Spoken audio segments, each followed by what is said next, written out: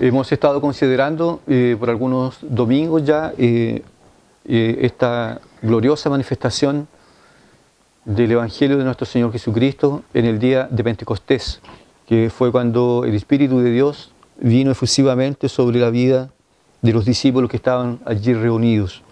Y dice la palabra que todos allí fueron llenos con el Espíritu Santo de Dios. Y ocurrieron ciertos señales, ciertos prodigios y ciertas maravillas, que para nosotros no es lo central en el Evangelio, no es lo fundamental, porque los fenómenos no son esenciales, depende de Dios, darlos, no darlos, Él es soberano para hacerlo. Sin embargo, hubo algo más importante que manifestaciones extraordinarias, ¿ya? Como fue la predicación que hizo Pedro después que el Espíritu de Dios bajó sobre aquellos discípulos. Entonces él da explicación que esto era realmente una promesa que se estaba cumpliendo de parte de Dios, que ya había sido anunciada por el profeta Joel, y que también él corrige la idea que tenían los judíos al respecto de quién era Jesús y por qué motivo Jesús había sido crucificado. Entonces él va a argumentar y decir de que Jesús realmente fue varón aprobado por Dios, que hizo la voluntad de Dios, que murió por amor a su pueblo y que eso estaba en consonancia con el decreto de Dios, con el preconocimiento de Dios y que Dios lo aprobó resucitándole de los muertos y que ha subido a la diestra de Dios el Padre. Y Pedro dice así, y Dios le ha hecho Señor y Cristo.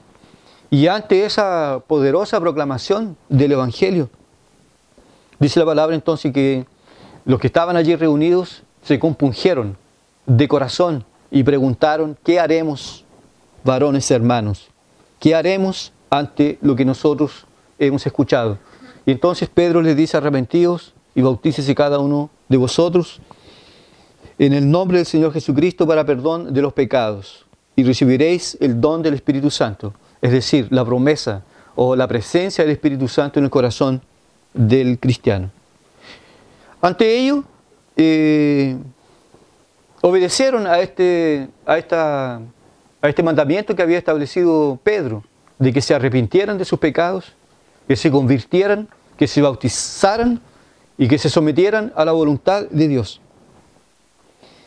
Vimos el domingo pasado entonces que cuando el Evangelio de Dios penetra en la vida de una persona, en la vida de una sociedad, en nuestras vidas, negativamente hablando, que fue lo que vimos el domingo pasado, ocurre inmediatamente una separación.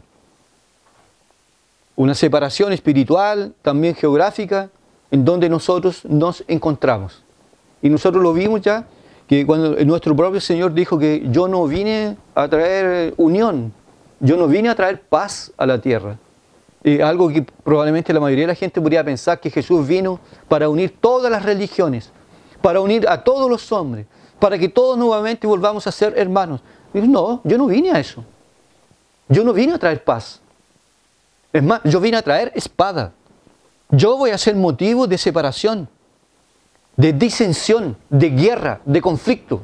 El padre contra el hijo contra el padre. Los enemigos del cristiano serán los de su propia familia. Entonces, cuando una persona abraza el Evangelio, ocurre una separación. Nosotros estábamos en un lado y vamos hacia otro. El apóstol Pedro va a decir que nosotros fuimos llamados de las tinieblas a su luz admirable. Nosotros nos separamos del mundo. Es imposible ser cristiano, verdadero, comprometido con Dios y con su palabra y permanecer aún con la mentalidad mundana.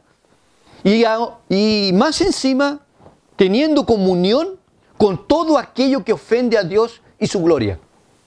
Cuando nosotros somos convertidos, realmente convertidos, hay un cambio. Por eso que el hijo pródigo dijo, cayendo en sí, dijo, Padre, he pecado contra el cielo y ante ti, no soy digno de ser llamado tu hijo. Pero no para ahí. Él dice, me levantaré e iré a mi Padre y le diré. Eso es, hay que abandonar, hay que dejar el mundo. No significa, como algunos lo han pensado y lo han dicho, de que nosotros tenemos que salir de la sociedad. Entendiendo de que nosotros nos contaminamos en el mundo, en la sociedad. Nosotros ya nacemos contaminados.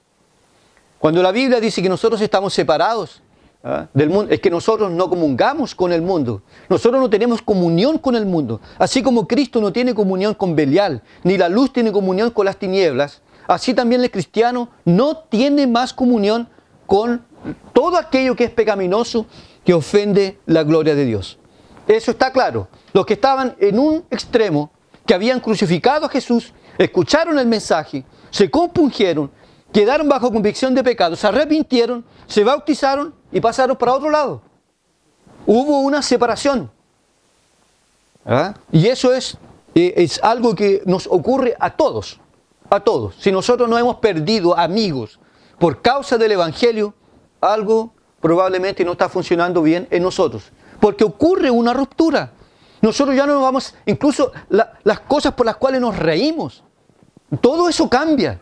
Porque todo antes era pornografía, todo era en el doble sentido, en ese enganche pícaro. Sin embargo, ahora la cosa ha cambiado.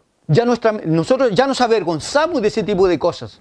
De las cosas de las cuales antes nosotros vivíamos, nosotros ni siquiera tenemos placer en siquiera hablar de ellas. Porque son ofensivas a Dios. Porque son vergonzosas, como dice el apóstol Pablo. Ahí entonces ocurre una separación. Y lo que vamos a ver en el día de hoy, por algunos minutos, es que positivamente hablando, al mismo tiempo que ocurre una separación, ocurre una unión. Los que son convertidos se separan del mundo, pero no quedan guachos, no quedan aislados, cada uno por su lado. Ellos van y se juntan. Los mismos que han creído en el mismo Señor, en el Evangelio, hay algo que los une. Hay algo que los hace que estén juntos, que se congreguen en el mismo lugar, que profesen la misma fe, la misma doctrina, que se regocijen en el mismo Dios, en las mismas promesas. Y esto entonces, que es lo que vamos a hablar hoy, lo podríamos entender también como una señal clara de una verdadera conversión. Entonces empezamos diciendo lo siguiente: cuando alguien ha sido realmente convertido por el Señor Jesucristo, ha sido convertido al Evangelio de nuestro Señor, pasa a existir una necesidad espiritual en congregarse con las personas que han profesado la misma fe. La persona convertida y transformada desea, anhela la compañía de los santos. Aquí no existen ermitaños en la fe. Aquí no se puede vivir el Evangelio a mi manera. Personas que profesan, y el mundo hoy día está lleno de gente que profesa la fe en Jesucristo, la gente que profesa la fe en Dios el Padre, en Dios el Espíritu Santo, en la autoridad de las Escrituras Sagradas, pero no se congregan. No se congregan. Aman al novio y no aman a la novia. Hacen una separación. La Biblia dice claramente que lo que Dios unió, no lo separa el hombre. Así como Dios unió la justificación con la santificación, así también Dios también unió el Evangelio con la iglesia.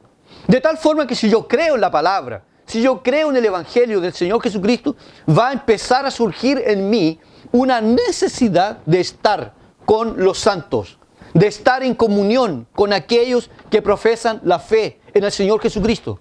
Y si la persona se congrega y hace parte de un grupo que va contra las doctrinas de la gracia, contra el Evangelio de nuestro Señor Jesucristo, va a salir. Va a tener que cambiar de residencia, porque tiene otro perfume, otra necesidad, otro anhelo. Necesita escuchar otras cosas. Necesita tener comunión con otro tipo de personas. Pero esta comunión con los hermanos es una necesidad. Por eso que la Biblia cita 2 veces, en pocos versículos, la palabra perseveraban. Perseveraban, como lo iremos a considerar el próximo domingo, si el Señor así lo permite. Perseveraban en la doctrina de los apóstoles. Más abajo en el 46 dice, perseveraban unánimes.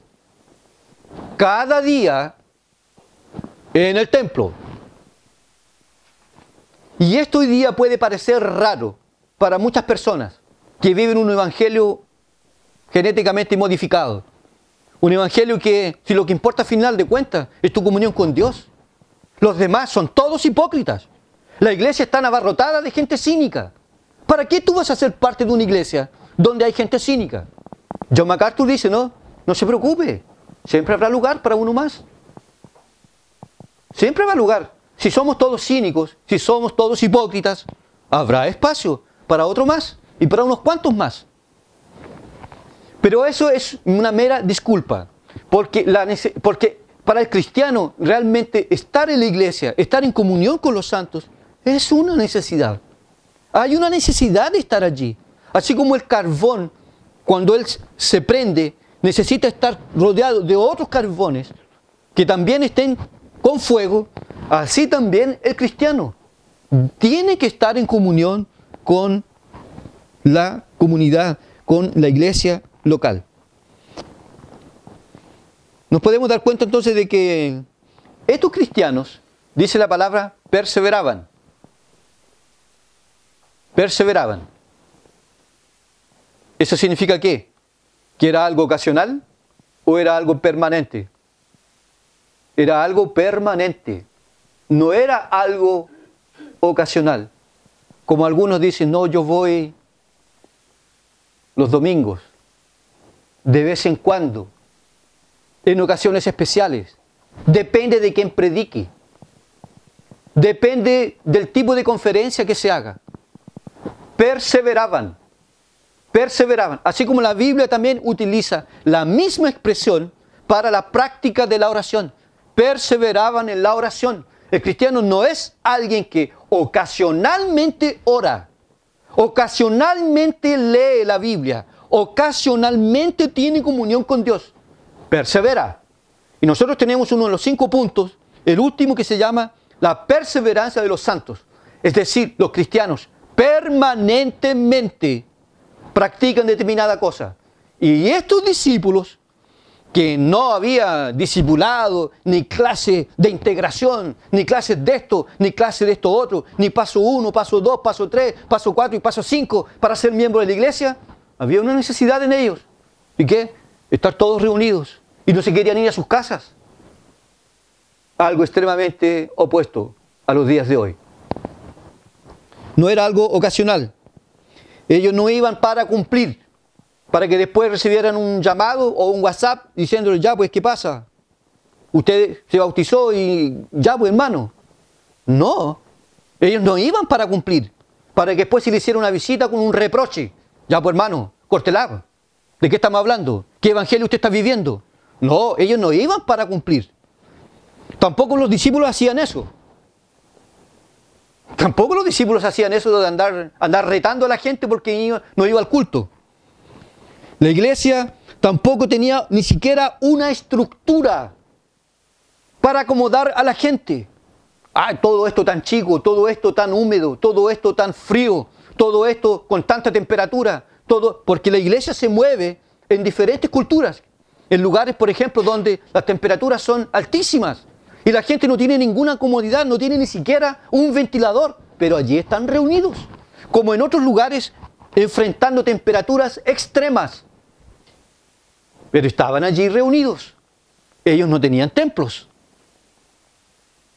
Había una necesidad. Algunos incluso se reunían en las catacumbas en tiempos de persecución.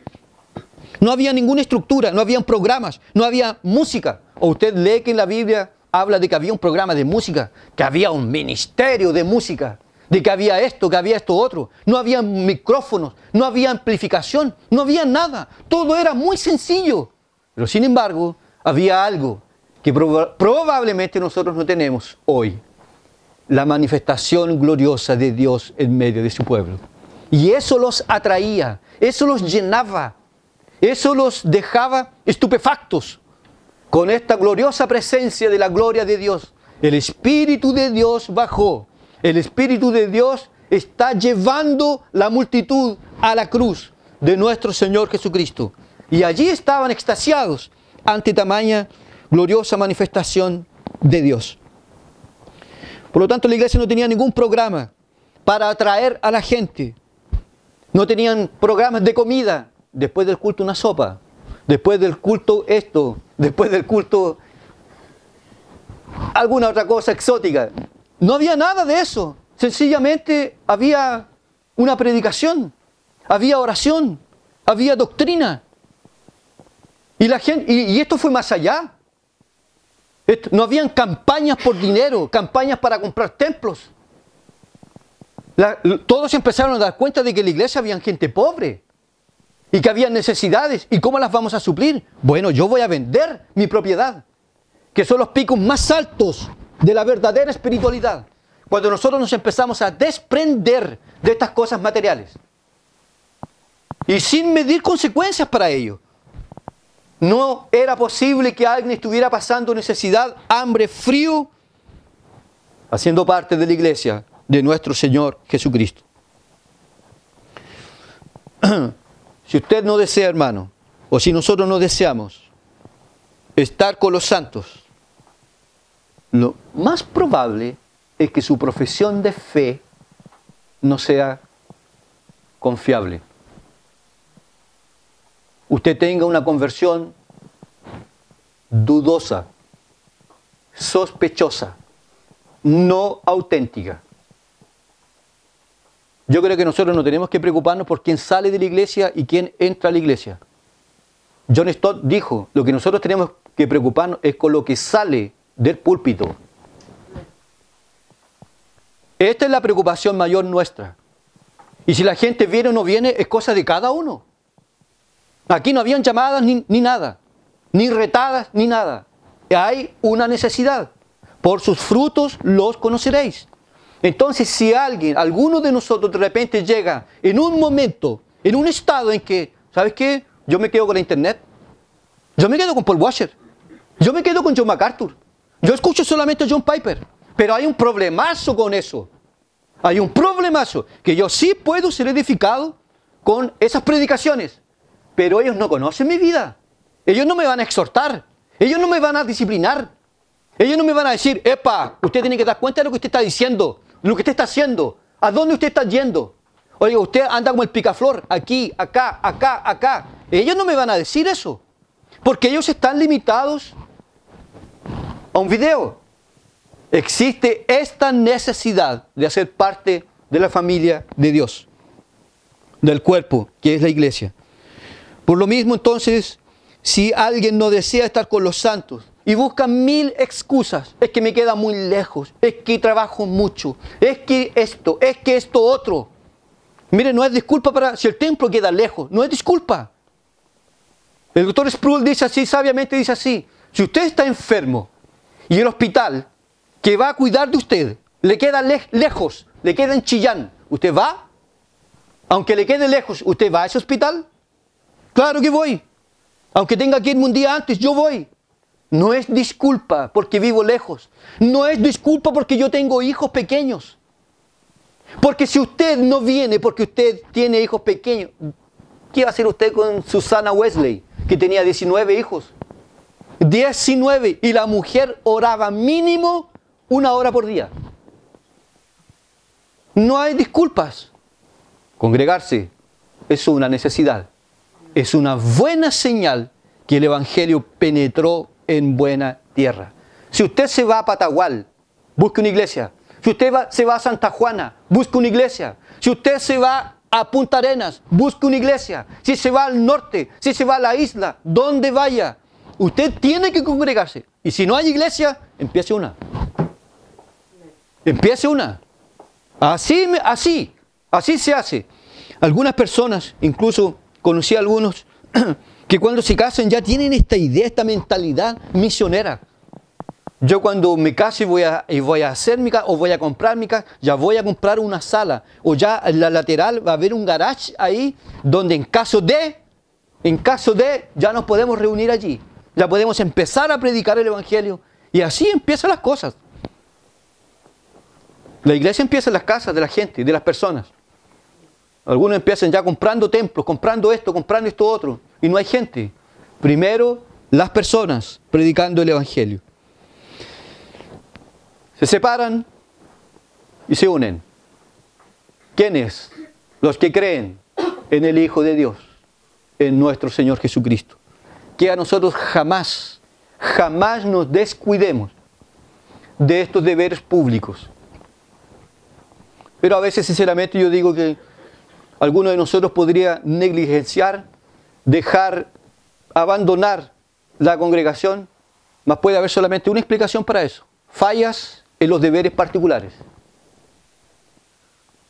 fallas en la devoción personal, en la práctica de la oración, en la lectura de la palabra. Y es por eso que a veces nosotros tenemos que enfrentar, por un lado, a veces algunas congregaciones enfrentan a predicadores mal preparados, y por otro, los predicadores enfrentan una congregación mal preparada. La gente viene y se cae a pedazos en las bancas, porque no vienen preparados para escuchar la palabra, no vienen con hambre. No así cuando nosotros a veces vamos a un cumpleaños o sabemos que hay un casamiento y la cosa va a ser buena, se disminuye un poco en el almuerzo. De noche voy a descontar, me voy a preparar. Nadie es necio para ir a un casamiento y antes de ir a un casamiento voy a tomar una buena once reforzada. ¿Me es necio? ¿Para qué voy a tomar once? Allá yo me despico. Así también en las cosas celestiales. A veces no estamos preparados para tal. Y a veces pregunto así: ¿cómo es posible que una persona, día del Señor, día domingo, se va a dormir a las 4 de la mañana, a las 5? ¿Va a despertar a las 9, a las 10, a las 11 de la mañana? Y si llega atrasado y con palos de fósforo, y ni los palos de fósforo aguantarían los ojos por el sueño. Hay una necesidad, más que cosas mecánicas. Yo necesito congregarme. Si a mí no me gusta la iglesia local, yo voy a buscar otra iglesia. Yo doy un paso al lado y salgo. Si el Evangelio no está siendo predicado, si la herejía está invadiendo el púlpito, yo no voy a estar tomando un remedio envenenado, un veneno que va a ser un veneno, un remedio vencido para mí. Yo no voy, yo me voy a congregar en un lugar donde se predique la palabra de Dios, pero yo necesito congregarme, necesito estar. Si somos la novia, ella necesita estar con el novio. Si la novia no quiere estar con el novio, algo extraño pasa. Pero hoy día nosotros enfrentamos a esta generación de gente sin iglesia, que podríamos formar una gran iglesia en el mundo, solamente con la gente que dejaron de congregarse en tal iglesia, en tal iglesia y en tal iglesia. Existe sí una necesidad, y es buena, y es saludable. Y el nombre de ese grupo de gente es iglesia. No es comunidad, es iglesia, eclesia, la congregación de los santos. Aunque algunos le quieran colocar terapia familiar, integración de esto, comunidad de esto otro, el nombre es iglesia, la iglesia de nuestro Señor. En segundo lugar, nosotros vemos aquí, otra cosa importante que nosotros vemos aquí es que estos se reunían de buena voluntad. Y iban con disposición. Iban alegres, ansiosos. No como, el culto. ¿Quién va a predicar? ¿A qué hora termina? Ojalá que la haga corta. Tengo hambre, tengo sueño, tengo frío, estoy aburrido, no aguanto más. No era esa la disposición con la que iban estos cristianos, esta gente transformada que había pasado por una experiencia de conversión. Iban de buena voluntad, iban corriendo, iban volando. Espero, dice yo, mi alma anhela, mi alma suspira por la casa de Dios, por estar en la presencia de Dios. Porque para mí es mucho mejor estar un día en la casa de Dios que estar 1000 fuera. La casa de Dios es maravillosa. Me gusta ir al estadio, no voy nunca, pero me gusta ir al estadio. Pero no comparo el estadio con un culto, de forma alguna. Es algo maravilloso, es algo glorioso. Y más encima cuando me voy, aunque no vengan tan bien preparado y todo, pero siempre cuando me voy con una sensación de paz, de tranquilidad, de gozo. Una semana más cerca de la presencia de Dios. En la iglesia nadie era desafiado a ir, el traiga más uno. No había ese programa, 1 más 1. Entonces, vamos a hacer lo siguiente, hermano, nosotros somos poquitos, nosotros somos 10 apenas, pero pensemos grande, visualicemos la cosa, ¿ya? Profeticemos, veamos vía revelación cómo Dios se va a manifestar de una forma espantosa en nosotros. ¿Y cuál va a ser el programa? 1 más 1. Usted va a traer, no se preocupe con nada más que uno, un miserable uno. Cada uno trae a uno. Hermanos, al fin de año seremos 20. Llega el otro año, la misma filosofía. El próximo 40, después 80. Y ahí va. Y en 10 años, hermanos, será maravilloso. Seremos una gran iglesia. Seremos una primera iglesia de renombre. Templo, un lujo, mármol, pilares, luces, música de primera, predicadores de Estados Unidos. Vamos a hacer conferencias extraordinarias. Pero tiene que haber esto. Usted tiene que comprometerse con esto. No había en esos programas. Además que esos programas son ridículos porque no funcionan. Hay que estar chicoteando, hay que estar chicoteando. No, deje. No había, nadie era desafiado a ir. Vengan hoy que tenemos un predicador internacional. Como si fuera circo. Como si en la iglesia hay una presentación especial. Va a haber un león, va a haber esto otro, va a haber una novedad. Vengan a escuchar el predicador más chico del mundo, al hombre que le crece la mano. En medio del culto le va a crecer la mano. Todas esas cosas ridículas, estúpidas, que no hacen otra cosa que confundir a la gente. Aquí no habían ese tipo de cosas. No había manipulación de masas, nada. Ni siquiera habían campañas para venda la propiedad, venda la casa de playa, la casa en el campo. No habían eso. Todo era de buena voluntad. Todo partía del corazón.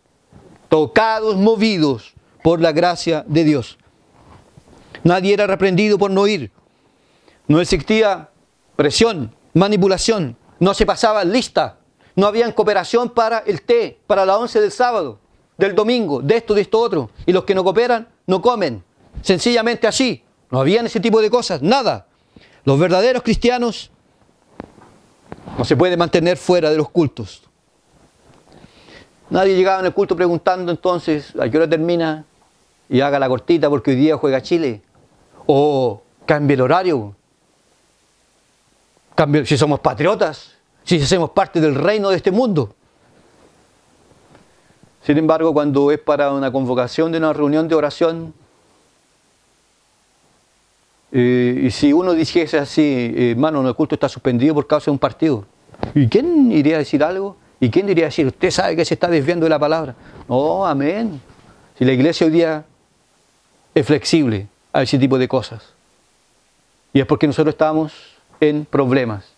La iglesia, reunirse, la gloria de Dios, el Evangelio, es una prioridad para los discípulos. Estaban todos reunidos de buena voluntad. A veces uno percibe que a algunos tal vez ni les fuera conveniente venir al culto porque de malas ganas, de mala forma, los puritanos enseñaban a sus congregaciones, cuando se predique el Evangelio, su mirada fija en el predicador. No se descuide, no se desconcentre, no hable, no converse, no coma, no traiga juguetes. Abandone todo y concéntrese en la predicación de la palabra. Reverencia, temor. Dios está presente. Pero en algunos cultos, hermanos, donde yo he participado a veces, es un caos. Y los niños hacen del culto un jardín infantil. Y los padres vienen y le traen jugo y le abren el yogur y aparecen 4 o 5 encima del yogur. Y ya quedó la crema en el culto. Y uno ya empieza a pecar de rabia. Había temor, había reverencia.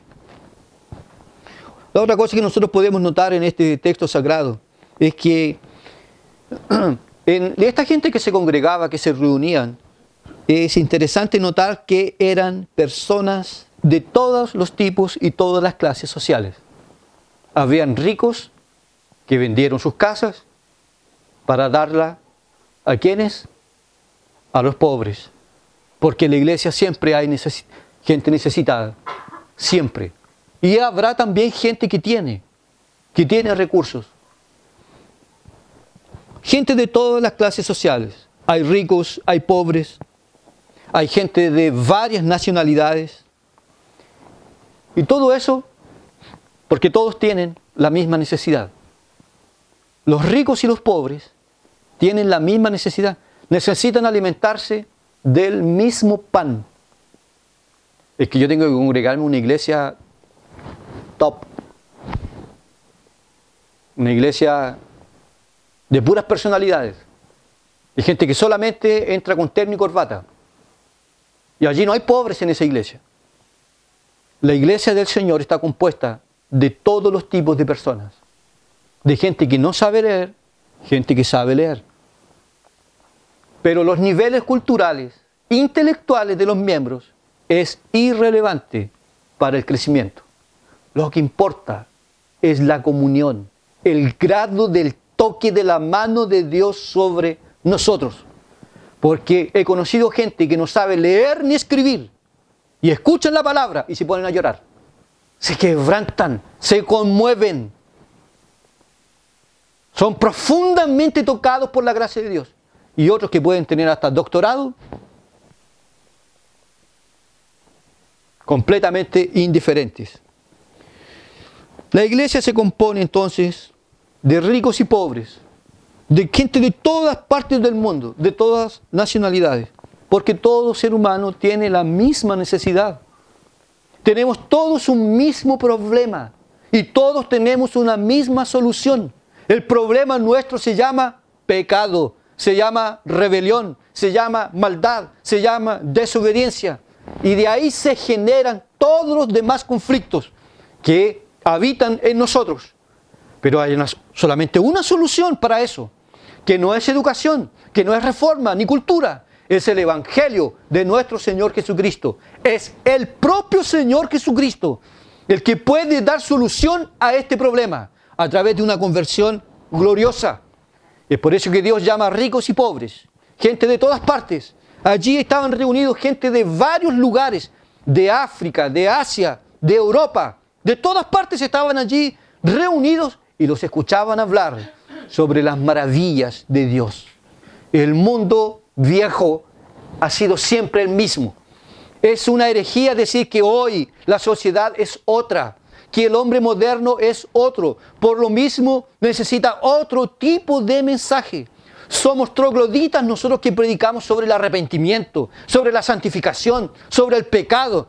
Usted no tiene que hablar más sobre eso, pastor, que nosotros somos una nueva generación, somos iluminados, somos intelectuales, somos nosotros la generación de todo lo que se descubre, toda la tecnología.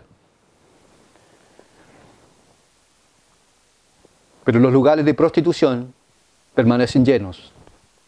Los bares siguen llenos. Los estadios siguen llenos de gente vacía. Las cárceles siguen abarrotadas. El hombre es el mismo. Hable inglés, portugués, lo que sea, es el mismo de siempre. Y el mensaje será siempre el mismo. Salvación, perdón, solamente en Cristo Jesús. Solo Él me llena. Solo Él puede llenar todos los vacíos más profundos de mi alma. Solamente el Señor Jesucristo. Qué gloriosa palabra el Evangelio de nuestro Señor. Y yo como predicador, y algunos de ustedes también, somos muy diferentes de un médico o de un doctor. Porque el médico, el buen médico, ¿ya? Porque hay algunos que ni siquiera le miran la cara al paciente. ¿Qué siente? Ya. Otro. El buen médico, el buen doctor, tome asiento y empieza una conversación. ¿Qué siente? ¿Dónde le duele? ¿Por qué? Hábleme de su madre. Hábleme de su padre. ¿De qué murieron ellos? ¿Están vivos sus tíos? Esto y empieza el diálogo, porque él no sabe. Y necesita el buen médico llegar a un diagnóstico correcto. Porque lógico, si el diagnóstico está equivocado, el tratamiento, por más bueno que sea, va a estar malo. Va a estar malo. Entonces el buen médico necesita preguntar, necesita hacer exámenes, necesita incluso preguntar por los antepasados. Su abuelo, hábleme de su abuela. ¿Cómo eran ellos? ¿Cómo vivían? ¿Qué enfermedades tuvieron? ¿De qué ellos murieron? Pero nosotros como predicadores no necesitamos preguntarle a nadie qué siente, cuál es su problema, cuál es su mayor necesidad, cómo vive su tío, su abuelo, en qué lugar viven. No necesitamos, porque nosotros sabemos que el hombre es el mismo de siempre. Y la necesidad es la misma. Entonces nosotros no podemos dar otro tratamiento que el que da la palabra de Dios, el Evangelio de nuestro Señor Jesucristo.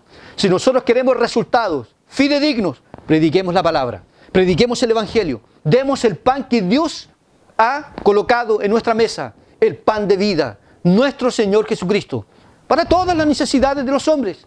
Donde usted vaya, no tiene que estar diciendo así, y en esta cultura, ¿cómo son? ¿Cómo viven? ¿Qué comen? ¿Qué piensan? ¿Qué esto? ¿Qué esto otro? Hay que predicar el Evangelio de nuestro Señor Jesucristo. Y las culturas que andan desnudas, por cultura, van a conocer la palabra de Dios y ellos mismos van a empezar a vestirse. Porque el Espíritu de Dios va a empezar a transformarlos, va a empezar a convertirlos, va a empezar a corregir todos los conceptos equivocados.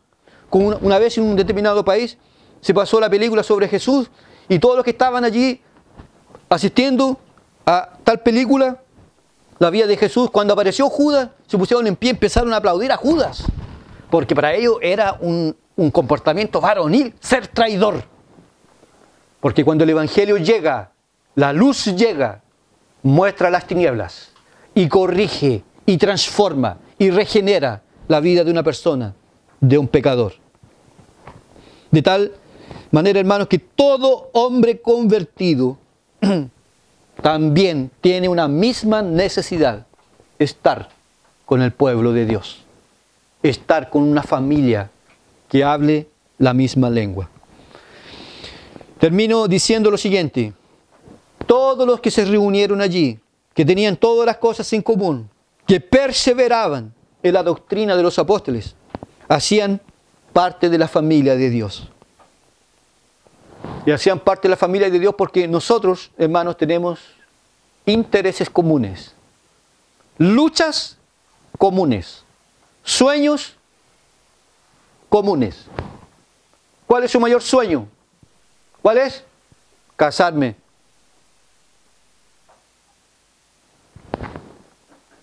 Tener hijos, tener un buen trabajo, tener una casa. Pero eso se puede ir todo abajo.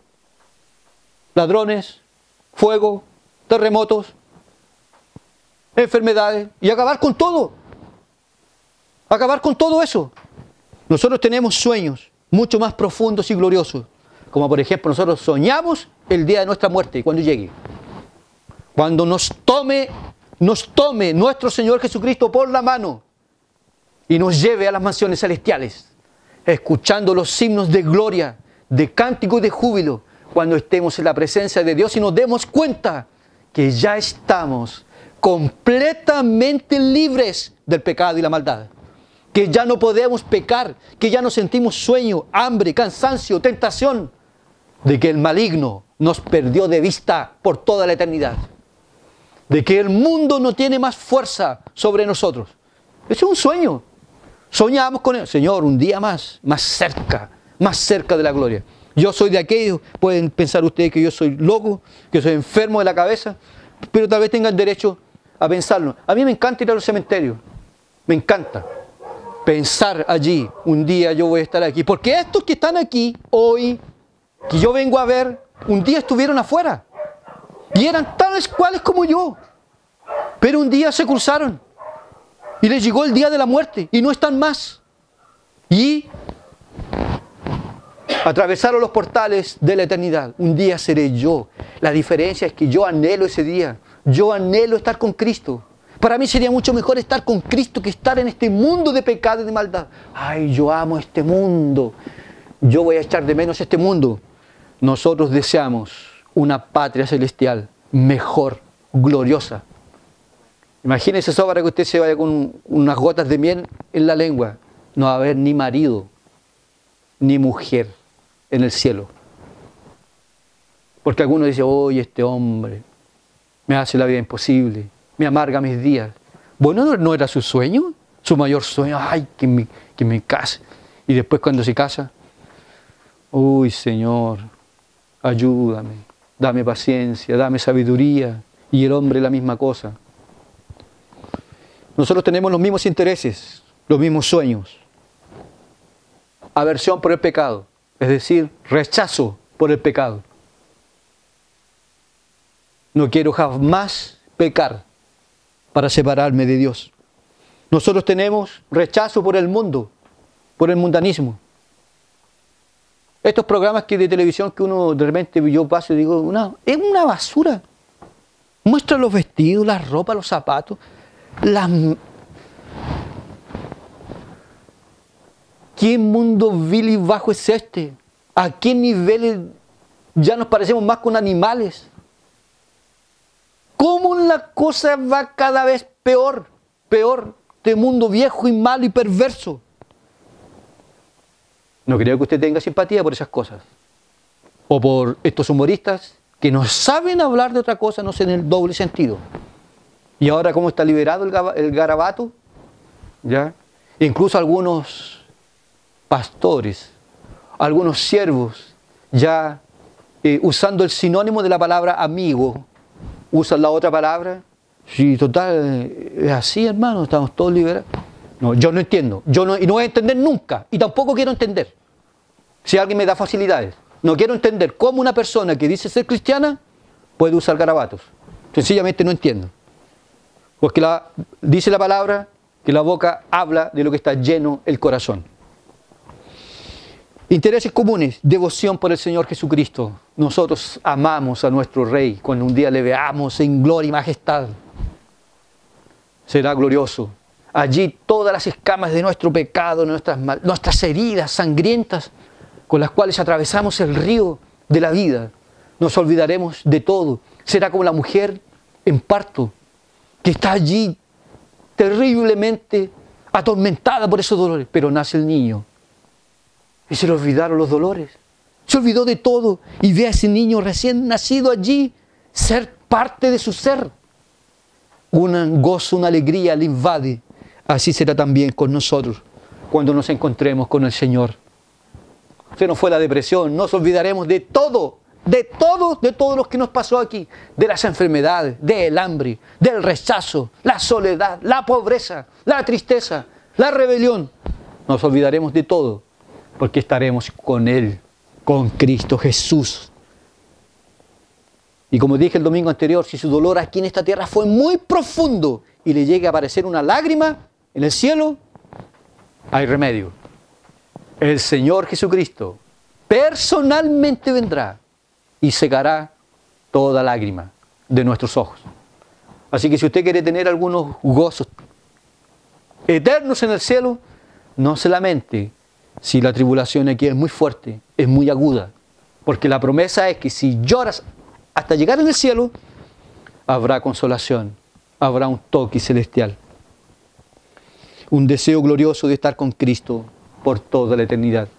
Hay un dicho popular, hermanos, que también es cierto en el Evangelio, muy cierto. Dime con quién andas y te diré quién eres. ¿Con quién andas? ¿Quiénes son tus amigos? ¿Qué cosas hablas con tus amigos? El cristiano dice, mis amigos son mis hermanos. Con ellos ando yo.